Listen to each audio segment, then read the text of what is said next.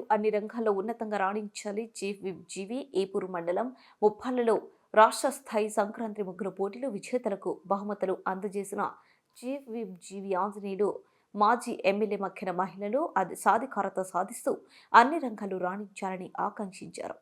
ప్రభుత్వ chief whip Vinukonda MLA జీవి ఆంజనేయులు ఆ రంగం ఏ రంగం అని తేడా లేకుండా వారంతా ముందడుగు వెయ్యాలనేదే కూటమి ప్రభుత్వం అభిమతంగా తెలిపారు.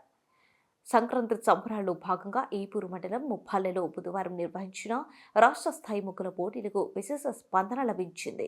Nandamuri Taraka Ramarao Memorial, Shivashakti Leela and Anjan Foundation ఆధ్వర్యంలో గన్నమనేని వెంకయ్య జ్ఞాపకార్థం ముప్పాళ్లలో 20వ రాష్ట్ర స్థాయి సంక్రాంతి ముగ్గుల పోటీలు నిర్వహించారు. ముఖ్య అతిథిగా వచ్చిన ప్రభుత్వ చీఫ్ విప్ జీవి ఆంజనేయులు పోటీలో పాల్గొన్న మహిళలు, యువతలను అభినందించారు. 3 భాగాల ముగ్గులు 5 చొప్పున ఎంపిక చేసి విజేతలకు బహుమతులు అందజేశారు. ముగ్గులు చూస్తే ముందుకెళ్ళబుద్ది అట్లా ఎక్కడికక్కడే చూడాలనిపిస్తుంది. అంత చక్కగా ముగ్గులు వేశారు. వేసిన వాళ్ళందరికీ మరొక్కసారి చప్పట్లు కొట్టి అభినందనలు తెలియజేయండి. అట్లాగే చూసి ఆనందించిన వాళ్ళకి కూడా అభినందనలు. ఏదైనా గొప్ప కార్యక్రమాలు చేయాలన్నా, ఆనందించాలన్నా, ప్రోత్సహించాలన్నా అది ముప్పాళ్ళ ప్రజలకే చెల్లుతుంది.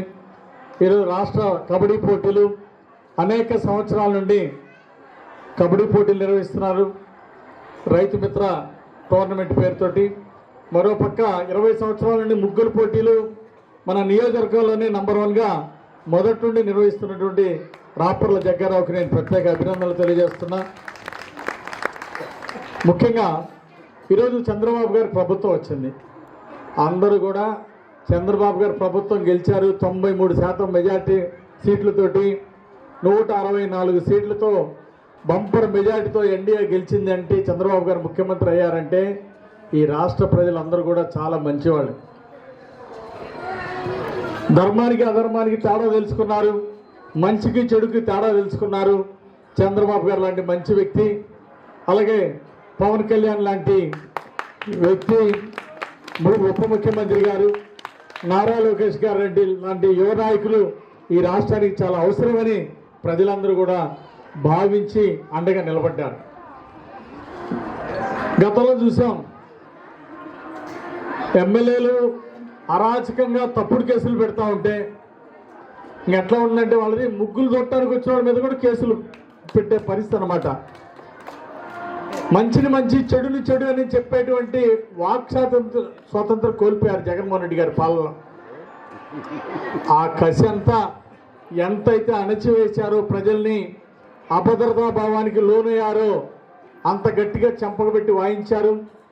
ప్రజలందరూ కూడా ఎప్పుడు దుర్మార్గానికి అధర్మానికి ఓటమి తప్పదు. మంచి కోరుకునే వాళ్ళని, అభివృద్ధి చేయాలనుకునే వాళ్ళకి ఎప్పుడు కూడా ప్రజలు అండగా ఉంటారు. నేను చిన్న రైతు కుటుంబంలో వచ్చి ఈరోజు 3 సార్లు శాసనసభ్యుడిగా ఇక్కడ గెలవటం అంటే అది నా పూర్వజన్మ